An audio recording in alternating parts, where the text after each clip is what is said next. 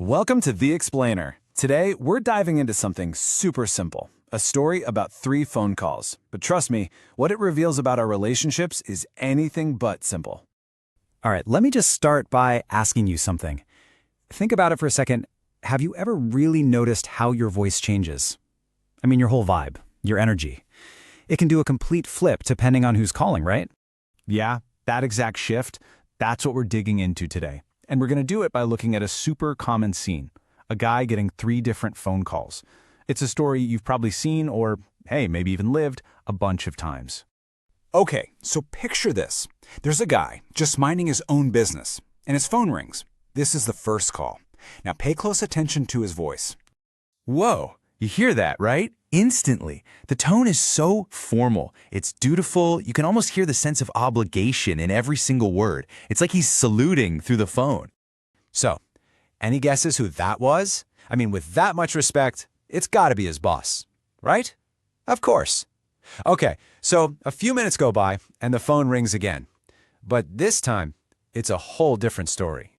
And bam! A complete transformation. The formal guy is gone. Now it's just pure, unfiltered excitement. That's the sound of a real friend, someone you can't wait to see. The energy did a complete 180, didn't it? Okay, so this change in voice, it's fascinating, right? Because it's not just about being polite or casual. It's way deeper. It's like a window into the entire dynamic of each relationship. Let's lay it out side by side. The boss call, it's all formality, duty, obligation. The friend call, that's all familiarity, excitement, and pure joy. It's a perfect example of how we all kind of code switch our energy without even thinking about it. We just adapt to who we're talking to. But wait, there's a third call, and this is the one that really gets you thinking. It's the one from the person who's supposed to be number 1 in our lives, our partner. So, what does that call sound like? Now, this isn't just some random story. This observation actually comes from a speaker, Harshvardhan Jain, and he says this is a huge pattern he sees everywhere, especially with the successful, busy leaders he coaches. So what he's noticed is that when that third call comes through, the one from a wife or husband, all that energy, all that excitement we heard with the friend, it just disappears. The call suddenly feels tired, transactional, kind of flat. It doesn't have the respect you give your boss, and it definitely doesn't have the joy you give your friend. But here's the thing.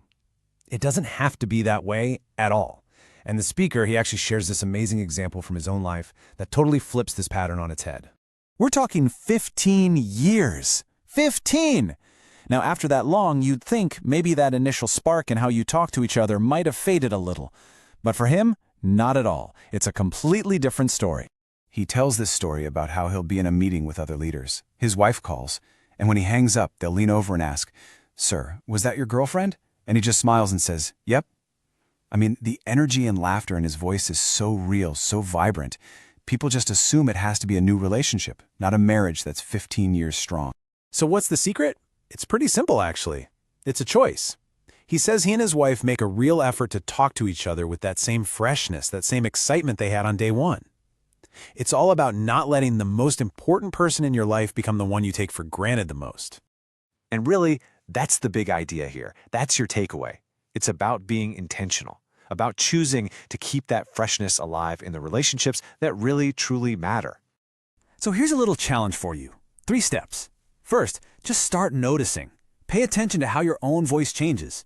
Second, ask yourself why. Why does my boss get one version of me and my friend gets another? And third, and this is the most important part, choose. Make a conscious choice to give your best energy, that day one excitement, to the people who deserve it most. So, I'm going to leave you with this. As you go about your day today, think about the conversations you're going to have and ask yourself this one simple question. Who am I going to give my most energetic, my most joyful conversation to today? Because you know what? That choice, it's all yours.